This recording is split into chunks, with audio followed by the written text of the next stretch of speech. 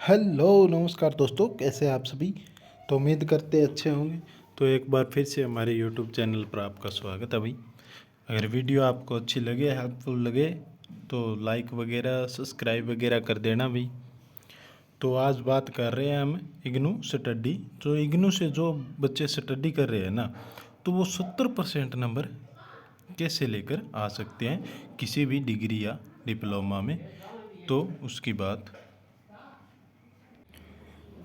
इसकी बात कर रहे हैं अभी कि 70% नंबर कैसे लेकर आ सकते हैं।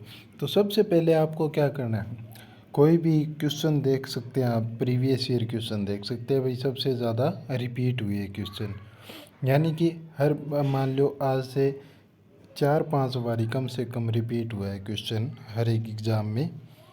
तो उस क्वेश्चन को आप पढ़ सकते हैं डिटेल से, और उस क्वेश्चन की हेडिंग पढ़ सकते हैं, या फिर आपको थोड़ा बहुत आता है तो उसकी डिटेल वगैरह हेडिंग वगैरह देख लेना भाई। और हेडिंग वगैरह देखने के बाद आप उनको विस्तार से कर भी सकते हैं, क्योंकि बच्चे लगभग इतना तो जानते ही है भाई कि आप क्वेश्चन उसको कैसे बढ़ा सकते हैं। और सबसे ज़रूरी बात, अगर कोई आपका 10 नंबर का क्वेश्चन है, 10 नंबर का क्वेश्चन है, तो उसको क्या करेंगे, बढ़िया बढ़िया हेडिंग लिखेंगे, उसकी हेडिंग के साथ उस क्वेश्चन को करेंगे। और उस क्वेश्चन को कम से कम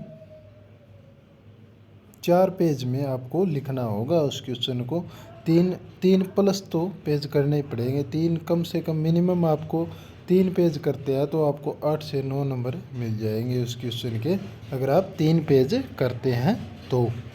अगर आप 3 से कम करते हैं तो उसका वही नंबर आपको फिर उसके हिसाब से ही मिलेगा।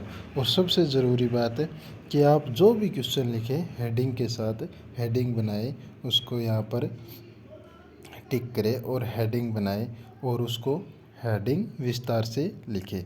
और उसके बाद उस क्वेश्चन को लिखें, उस हेडिंग वाली लाइन को छोड़कर आप नीचे वाली लाइन से शुरू करेंगे, और फिर यहाँ कंप्लीट से पूरा करेंगे। ठीक है दोस्तों। तो इस तरह से आप अगर अच्छी राइटिंग में, राइटिंग का भी विशेष ध्यान रखता है, क्योंकि अगर आप 10 वाले नंबर वाले क्वेश्चन को अगर आप 5 पेज में लिखते हैं, और लेकिन आपकी राइटिंग साफ नहीं है ना, तो आपको वो नंबर क्या मिलेंगे, 7 से 8 नंबर ही मिलेंगे अगर राइटिंग साफ नहीं है। अगर आपकी राइटिंग बढ़िया है और हेडिंग बढ़िया से डाली हुई है आपने, तो उसी क्वेश्चन का आपका 3 से 4 पेज में ही आपको 8 से 9 नंबर मिल जाएंगे। तो ये बातों का विशेष ध्यान रखें आप। ठीक है। और बात करें और आगे क्या करना है भाई, तो आपका एग्ज़ाम डेट तो आपको सभी को पता चल रहा है भाई। एग्ज़ाम डेट तो आपकी आ गई है, एडमिट कार्ड भी आ गए हैं, तो आप स्टडी कर सकते हैं। आपको क्या करना है, आप असाइनमेंट निकलवा लेना, अपने असाइनमेंट निकलवा लेना, या फिर आप जो गेस पेपर होते हैं उनको भी देख सकते हैं। अगर ज़्यादा टाइम नहीं है आपके पास तो असाइनमेंट, आप जो असाइनमेंट जमा करवाए थे ना, तो वो असाइनमेंट देख सकते हो, क्योंकि उसमें कम से कम 15 से 20 पेज होते हैं हर एक असाइनमेंट के। तो उसमें इम्पोर्टेंट क्वेश्चन होते हैं, तो उस क्वेश्चन के मिलते जुलते ही क्वेश्चन आते हैं आपके।